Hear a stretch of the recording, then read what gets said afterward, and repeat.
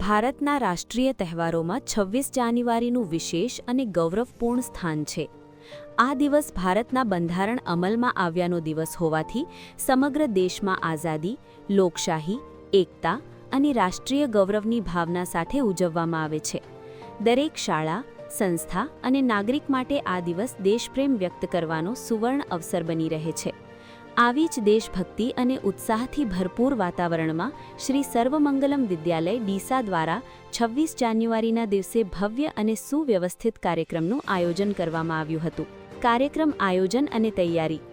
આ કાર્યક્રમને સફળ બનાવવા માટે શાળાના આચાર્યશ્રીના માર્ગદર્શન હેઠળ તમામ શિક્ષકો, શિક્ષિકાઓ તથા શાળાના સહાયક સ્ટાફે અવિરત મહેનત કરી હતી. કાર્યક્રમના આયોજન માટે વિવિધ સમિતિઓની રચના કરવામાં આવી હતી, જેમ કે મંચ વ્યવસ્થા સમિતિ, સ્વાગત સમિતિ, સાંસ્કૃતિક કાર્યક્રમ સમિતિ, શિસ્ત સમિતિ તથા સ્વચ્છતા સમિતિ. દરેક સમિતિએ પોતાની જવાબદારી નિષ્ઠાપૂર્વક નિભાવી હતી. કાર્યક્રમના ઘણા દિવસો પહેલાથી જ વિદ્યાર્થીઓને વિવિધ સાંસ્કૃતિક પ્રવૃત્તિઓ માટે તૈયારી કરાવવામાં આવી હતી. નૃત્ય, ભાષણ, દેશભક્તિ ગીતો તથા સમૂહ રજૂઆતો માટે નિયમિત અભ્યાસ સત્રો યોજાયા હતા. શાળાના પરિસરમાં દેશભક્તિ દર્શાવતા પોસ્ટરો, ત્રિરંગા ધ્વજ અને સુશોભન દ્વારા વાતાવરણને ઉત્સવી બનાવવામાં આવ્યું હતું. મહેમાનોનું આગમન અને સ્વાગત. કાર્યક્રમના દિવસે વહેલી સવારથી જ શાળાનો પ્રાંગણ ઉત્સાહ અને શિસ્તથી છલકાતો જોવા મળ્યો. ઉપસ્થિત મહેમાનોનું સ્વાગત સમિતિ દ્વારા પુષ્પગુચ્છ અને તિલક કરી સન્માનપૂર્વક કરવામાં આવ્યું હતું. શાળાના આચાર્યશ્રીએ મહેમાનોને કાર્યક્રમ વિશે માહિતી આપી તેમનું હાર્દિક સ્વાગત કર્યું હતું. રાષ્ટ્રધ્વજ ફરકાવવાની વિધિ. સવારના નિર્ધારિત સમયે ઉપસ્થિત માનનીય મહેમાનોના કરકમળો દ્વારા રાષ્ટ્રધ્વજ ફરકાવવામાં આવ્યો હતો. રાષ્ટ્રધ્વજ ફરકાવતી ક્ષણે સમગ્ર પ્રાંગણમાં દેશભક્તિની લાગણી છવાઈ ગઈ હતી. ત્યારબાદ તમામ વિદ્યાર્થીઓ, શિક્ષકો અને ઉપસ્થિત જનો દ્વારા રાષ્ટ્રગીત ગાઈને ત્રિરંગાને સલામી આપવામાં આવી હતી. આ ક્ષણ અત્યંત ગૌરવપૂર્ણ અને ભાવવિભોર કરી દે તેવી હતી. આચાર્યશ્રીનું પ્રેરણાદાયી ભાષણ. રાષ્ટ્રધ્વજ ફરકાવ્યા બાદ શાળાના આચાર્યશ્રીએ વિદ્યાર્થીઓને સંબોધન કર્યું હતું. પોતાના ભાષણમાં તેમણે ભારતના બંધારણનું મહત્વ, સ્વતંત્રતા સેનાનીઓના બલિદાન અને વિદ્યાર્થીઓની દેશ પ્રત્યેની ફરજ વિશે સુંદર રીતે માર્ગદર્શન આપ્યું હતું. તેમણે વિદ્યાર્થીઓને સારા નાગરિક બનવા, ઈમાનદારી, શિસ્ત અને પરિશ્રમના માર્ગે ચાલવા માટે પ્રેરણા આપી હતી. સાંસ્કૃતિક કાર્યક્રમો. કાર્યક્રમનું મુખ્ય આકર્ષણ નાના બાળકો દ્વારા રજૂ કરાયેલા સાંસ્કૃતિક કાર્યક્રમો રહ્યા હતા. વિદ્યાર્થીઓએ વિવિધ થીમ આધારિત નૃત્ય કાર્યક્રમો રજૂ કર્યા હતા.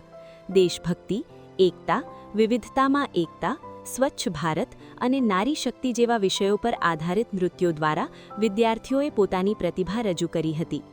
નાના બાળકોએ રંગબેરંગી વેશભૂષા અને મનમોહક અભિનય દ્વારા ઉપસ્થિત સૌને મંત્રમુગ્ધ કરી દીધા હતા. દરેક નૃત્ય કાર્યક્રમને ઉપસ્થિત મહેમાનો અને દર્શકો તરફથી ભરપૂર તાળી અને પ્રશંસા મળી હતી. વાલીગણની ઉપસ્થિતિ. વિદ્યાર્થીઓના ઉત્સાહવર્ધન માટે તેમના વાલીગણ પણ મોટી સંખ્યામાં ઉપસ્થિત રહ્યા હતા.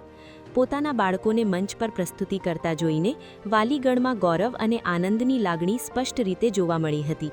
શાળા અને વાલીગણ વચ્ચેના સુમેળને દર્શાવતો આ દ્રશ્ય ખૂબ જ હૃદયસ્પર્શી રહ્યો હતો. અન્ય કાર્યક્રમો અને પ્રવૃત્તિઓ. સાંસ્કૃતિક કાર્યક્રમો ઉપરાંત દેશભક્તિ ગીતો, સમૂહ ગાન અને ટૂંકા સંદેશાત્મક પ્રસ્તુતિઓ પણ યોજાઈ હતી. કેટલાક વિદ્યાર્થીઓએ દેશપ્રેમ વિષયક સુંદર વિચાર રજૂ કર્યા હતા. આ તમામ પ્રવૃત્તિઓ દ્વારા વિદ્યાર્થીઓમાં રાષ્ટ્રીય ભાવના વધુ મજબૂત બની હતી. શિસ્ત અને વ્યવસ્થા. કાર્યક્રમ દરમિયાન શિસ્ત સમિતિ દ્વારા ઉત્તમ વ્યવસ્થા જાળવવામાં આવી હતી. વિદ્યાર્થીઓએ શિસ્તબદ્ધ રીતે કાર્યક્રમમાં ભાગ લીધો હતો.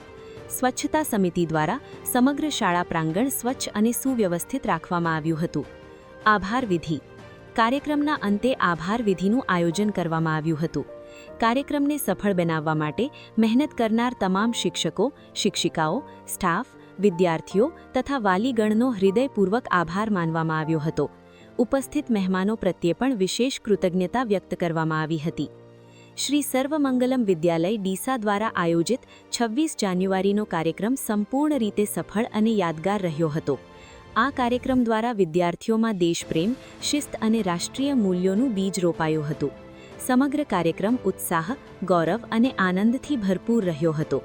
આવા કાર્યક્રમો દ્વારા વિદ્યાર્થીઓનું સર્વાંગી વિકાસ શક્ય બને છે અને તેઓ ભવિષ્યમાં દેશના જવાબદાર નાગરિક બને તે માટે પ્રેરણા મળે છે.